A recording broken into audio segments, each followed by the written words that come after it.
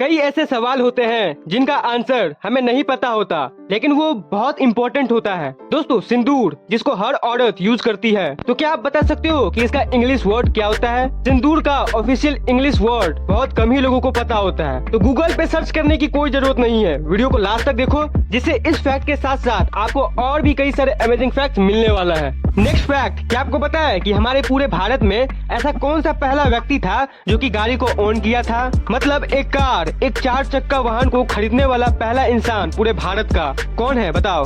अभी के टाइम पे तो करोड़ों लोग गाड़ियों को ओन करते हैं भारत में, लेकिन 1890 के दौरान गाड़ी खरीदना एक बहुत ही बड़ी बात होती थी। एकदम प्राइवेट प्लेन ओन करने का बराबर फील आता था। तो हमारे इंडिया में first person to own a car वो थे जमशेदजी टाटा।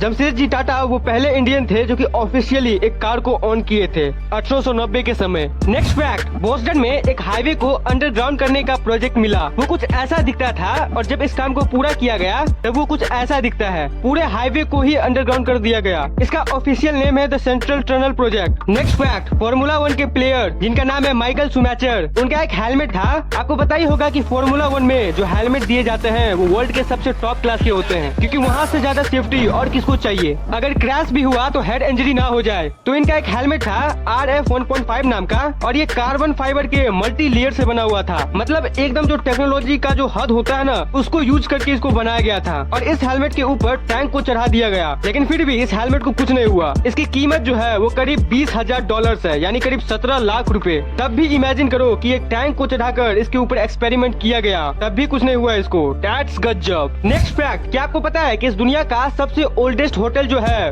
वो ये है। ये आज से करीब 1300 साल पुराना है। और गूज़बम्प तो तब आएंगे जब आप सुनोगे कि इस होटल को 52 जनरेशन इस होटल को चलाते आई है। मतलब आपके पिताजी, आपके पिताजी के भी पिताजी और उनके भी पिताजी, ऐसे करते करते 1 2 3 जनरेशन तो होता है। तो 52 जनरेशन से वही फैमिली इस होटल को चलाते आई है। ये होटल जापान में मौजूद है और इसका नाम है निशियामा ओनसेन क्योंकान। इसके बारे में क्रेजी फैक्ट यही है कि 52 जनरेशन, बाप रे। आप इस होटल का कुछ इमेजेस देख सकते हो, ये कितना लग्जरियस होटल है। इस होटल में अगर आप जाओगे तो लगेगा 5 स्टार होटल में आ चुके हो। नेक्स्ट फैक्ट, क्या आपको पता है कि इंसानों में एक क्वालिटी होती है जिसमें ये पाया गया है कि साइकोलॉजिकली अगर आप किसी स्पेसिफिक दुख में हो, तो अगर आपको उसका कोई कंपेनियन मिल जाए जिसके साथ वही चीज हो रही हो, तो आपको भले ही आप उसके लिए कितना भी बोलोगे कि ओ उसके साथ भी यही दिक्कत है, लेकिन आपको कहीं ना कहीं अच्छा लगता है। लोगों को कंपेनियन मिलने में बहुत ही अच्छी वाली फीलिंग आती है। जैसे मान लो कि आपके ट्यूशन या स्कूल में एक टेस्ट हुई और आपका मार्क्स खराब आया और सबका मार्क्स अच्छा आया, तो आपको बहुत ही खराब लगेगा। लेकिन वहीं अगर आपका मार्क्स खराब आया और आपके साथ साथ सबका मार्क्स ही खराब आया, सारा दोस्त फेल आपके साथ साथ, तो एक सोशल वाली अच्छी वाली फीलिंग आती है कि चलो भाई हम सब फेल हो गए, कोई पास नहीं हुआ। तो ये एक नॉर्मल सी साइकोलॉजिकल चीज होती है जो सब इंसानों में होती है। नेक्स्ट फैक्ट, दोस्तों ऐसे कई सवाल होते हैं जिसका आंसर हमें नहीं पता होता, लेकिन वो बहुत ही इम्पोर्टेंट होते हैं। सिंदूर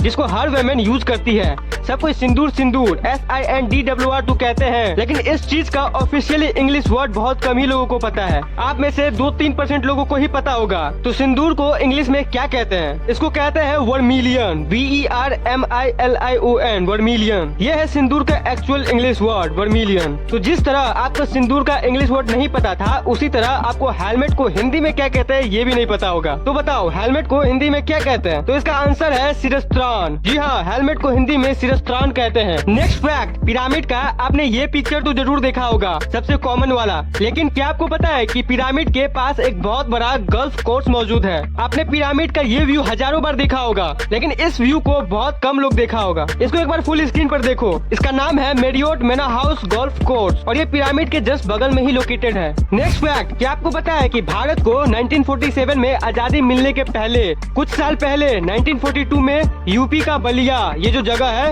ये पहले ही इंडिपेंडेंट हासिल कर लिया था। जी हाँ, आप सही सुन रहे हो। आपको अजीब लग रहा होगा, लेकिन ये जो जगह है बलिया, ये 1942 में ही आजाद हो गया था। नेक्स्ट फैक्ट, एक 300 पेज का किताब है जिसका नाम है अ वर्ल्ड। वो एक फ्रेंच किताब है और ये वर्ल्ड की इकलौती ऐसी किताब है जो कि 300 पेज की है। और इस पूरे बुक में आपको कहीं भी ई लेटर नहीं मिलेगा। पूरा बुक विदाउट लेटर ई से बना हुआ है। इस बुक को जॉर्ज पेरिस ने लिखा था। नेक्स्ट फैक्ट, ये जो डिवाइस आप अपने स्क्रीन पर देख रहे हो, ये जानते हो क्या है? ये एक छोटा सा डिवाइस आपके शरीर में मौजूद जो जितना बड़ा हार्ट है, जो पंप करते रहता है ब्लड को, इतना पावरफुल ऑर्गन। तो इसका काम ये किया है, एक छोटे से बच्चे में यह है वर्ल्ड का सबसे स्मॉलेस्ट आर्टिफिशियल हार्ट। ये एक 16 महीने के बच्चे को 13 दिन तक हार्ट सपोर्ट दिया। 13 दिन तक उस बच्चे का हार्ट नॉर्मल नहीं था, वो स्टॉप हो चुका था, लेकिन इस आर्टिफिशियल हार्ट की मदद से पूरे बॉडी में ब्लड पंप किया गया। लिटरली सोचो कितनी अजीब बात है, ये वर्ल्ड का सबसे small artificial heart. Next fact, क्या आपके मन में ये सवाल कभी आया है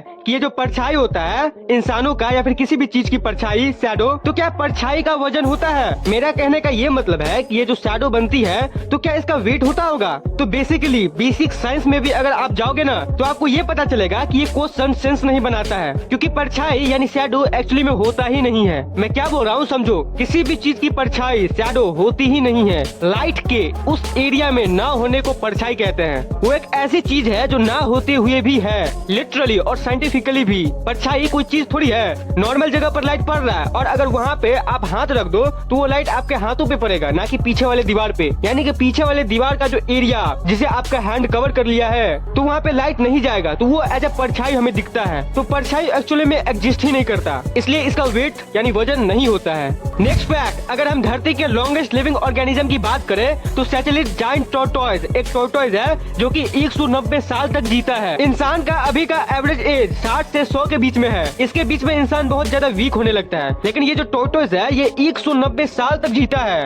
वो हेडवेल नाम का ये मछली 200 साल तक जिंदा रहता है। एक रफ आई रॉक फिश नाम का एक मछली है और ये भी 200 साल तक जीते हैं। सोचो, पानी का एक मछली 200 साल तक जी रहा है। ग्रीनलैंड शार्क 250 साल से भी ज्यादा जीते हैं। ट्यूब वर्म्स ये जो है ये ओशियन के एकदम बॉटम वाला एरिया जो होता है, आप बड़े बड़े ओशियन में चले जाओ जहाँ पे पानी एंड होगा, नीचे मिट्टी जो उसका प्लेट होगा नीचे वाला, वहाँ पे बहुत सारा ऑर्गेनिज्म रहते हैं। तो ये ट्यूब वर्म्स ये सब 300 साल से भी ज्यादा साल तक जीते हैं। ब्लैक कोरल जो जीव होते हैं ये सब समुद्र के एकदम नीचे पाए जाते हैं और इनका लाइफ स्पैन ध्यान से सुनो 4000 साल तक भी पाया गया है। मार्च 2009 में समुद्र में करीब 3000 मीटर अंदर 4265 साल का एक ब्लैक कोरल पाया गया था। मतलब समुद्र के अंदर के पॉइंट ऑफ व्यू से देखे अगर बाहर, तो ये सब जीव सब तो हम पे हंसते होंगे कि हम इंसानों का एवरेज लाइफ स्पैन कुछ भी नहीं है इनके सामने। कई बैक्टीरिया और वायरसेस 10-10 हजार साल तक जीते हैं और ओशियन में ऐसे कई जीव है जिनके बारे में साइंटिस्ट अभी तक पता भी नहीं लगा पाए हैं। सिर्फ 5% ही एक्सप्लोर हुआ है ओशियन। आपने जेलीफिश के बारे में तो सुना ही होगा, इसमें एक प्रजाति इमोर्टल होता है। ये कभी मरते नहीं है, बायोलॉजिकली इमोर्टल है।